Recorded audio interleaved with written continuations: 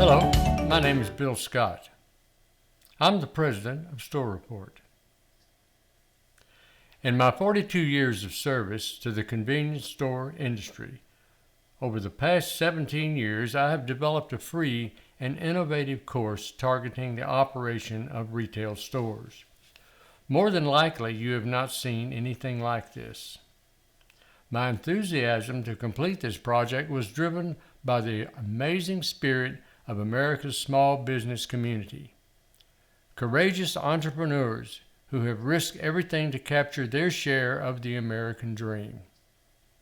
Mom and pop stores, the real drivers of American economy, have sacrificed the most and received the least amount of glory for their dedication that has resulted in making our country the envy of every other country in the world. In spite of the absence of affordable, worthwhile training for these unique businessmen and women, these individuals, and oftentimes their families, ignored the high probability of defeat and cautiously followed in the footsteps of their larger competitors, only to discover too late they had neither the upfront cash or the deep pockets to compete in an area of extreme competition. The lucky ones learned soon enough that following the herd was the last thing they needed to do, because in times like these, the majority almost always chooses the wrong solution. Becoming successful gets harder every year. In the year 2000, 47% of the convenience stores were owned by companies that ran in excess of 500 stores. Companies such as 7-Eleven, Circle K, Sheetz, Wawa, The Pantry, and Roadrunner were the hands-down market leaders in the convenience store industry. 45% of the market was owned by companies in the 11 to 500 store range, and mom-and-pop retailers salvaged the remaining 8% of the market that nobody wanted. But then something completely unexpected occurred. In the short time frame of just 16 years, those companies that had owned 92% of the market had imploded, and the mom-and-pop segment went from owning 8% of the stores in the year 2000 to 66% of the stores by the end of 2016. What happened? It's as if the market had turned upside down. I know exactly what caused it. You see, the current management structure of convenience stores hasn't changed for the past 70 years. The stores have changed. We have moved from mass markets to precision markets.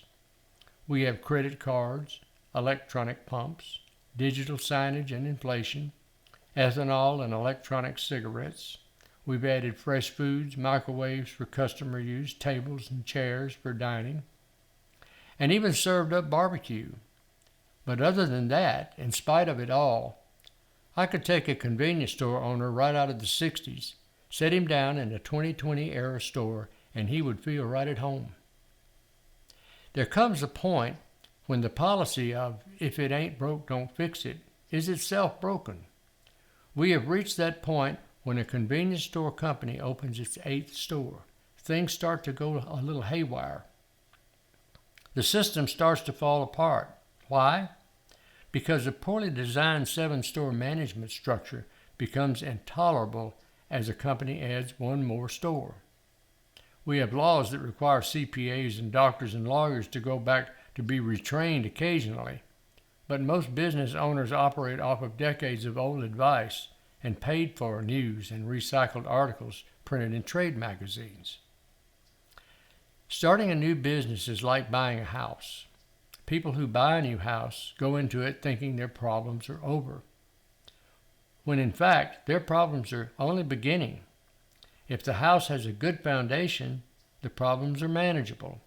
But if the house is built on a poor foundation, the day will come, sooner than expected, that the house will need to be bulldozed and rebuilt from the ground up. I know, I live in such a house. But rebuilding the management structure of a business is not a physical thing. It can be rebuilt without tearing the business down. And that was one of the prerequisites of our new plan. Another necessary requirement was the cost had to be small, and in most cases free. If you're going to help someone, don't start out by saddling them with more debt.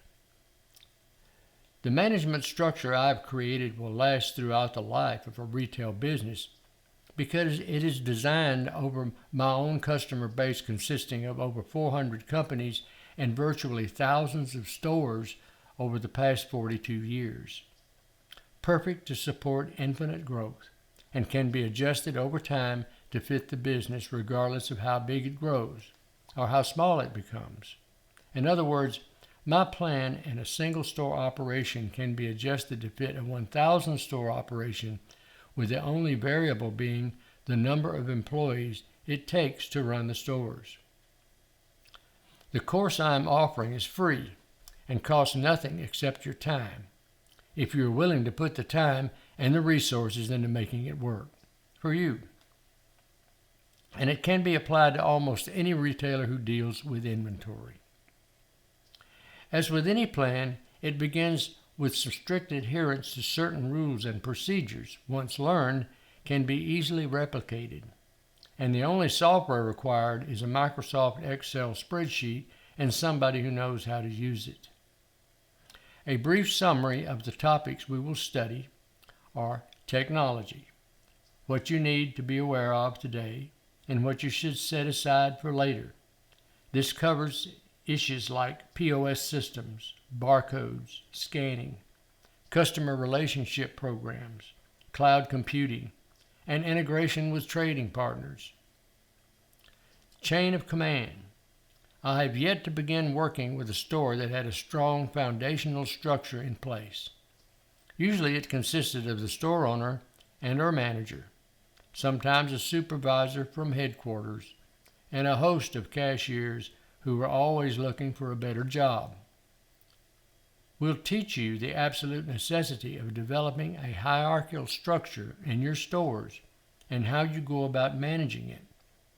We'll help you turn your employees into career-minded professionals without raising their pay and increase the quality and value of their work. Your existing structure is the primary reason you are not making the profit you deserve, and why it is destined to fail. And the topic is so important that I will present it early, and we will refer back to it as often as we need to as our educational series expands. Inventory, pricing, and presentation. This will help you understand why every item in your store is a tiny little machine that generates cash, either through its own performance or by affecting the performance of items connected within its family, and how every item in your store has a connection with every other item regardless of cost, selling price, or category. We'll demonstrate how every item has a perfect price, and the perfect price changes based on the day of the week, the season, and its popularity at the time it is presented for sale. We'll investigate how you can force items to sell at a time of day when they normally don't sell. We'll relate items to race cars and learn that price controls turns, and turns coupled with margins result in profits. You'll learn about group pricing, the absurdity and handicap of the 9th cent, competitive pricing, how much inventory to stock in your stores and on your shelves, and in your coolers. Auditing, surely to raise a lot of eyebrows. You're almost certainly doing it wrong. We're going to talk about outside and internal audits and how it fits into your organizational structure of running a store. How to eliminate overstocks, out of stocks, put an end to theft, and save hundreds of thousands of dollars on carrying costs, unnecessary purchases, and misleading deals. Cleanliness. COVID-19 has changed the perception of shoppers and how you can make a profit not in spite of it, but rather because of it. And proper placement of signage and overstock translates to danger. And there are simple habits your employees can develop that will make customers more comfortable about coming into your store. When people think about safety, they often refer to dimly lit areas that are hidden from view. Just one more reason to avoid your store entirely. You may never see them again. Mutually beneficial supplier relationships. We will help you to understand your objective of nurturing a working relationship with your suppliers that will benefit both you and your suppliers. We'll discuss why suppliers need your help and why they may not want your help. We will teach you how to get their attention and why they will ultimately listen to you. Minimum data analysis. Data analysis can be terribly confusing if you do not understand the basic things you must know to make your stores profitable. We will teach you how to pull data down from your cash register. And if you do as we suggest, you will be able to catapult your earnings into a fortune the likes of which you have never dreamed possible. These are some things you can learn quickly and will start paying off in real dollars in a short period of time. We will help you learn at your own pace, starting with small exercises that will gradually have an enormous effect on your bottom line. The first thing you need to do is subscribe if you already haven't. It's free. As we get ready to start these courses in the coming weeks, we would appreciate your input. We ask each of you to jot down the most important things you would like to get out of our relationship. Remember, we are not here to sell you anything. We are here to assist you on making your stores more profitable. All of your questions and comments will be handled with the greatest respect and privacy. There is no such thing as a dumb question. Some of your queries may end up in some of our courses. Things that we do not feel should be included may be replied to privately as time allows. But I promise you, we are dedicated to helping you see a minimum increase of 100% in store profits during the first year and seeing results in the first 90 days. Thank you so much for your interest in our free courses, and we are looking forward to working with each of you.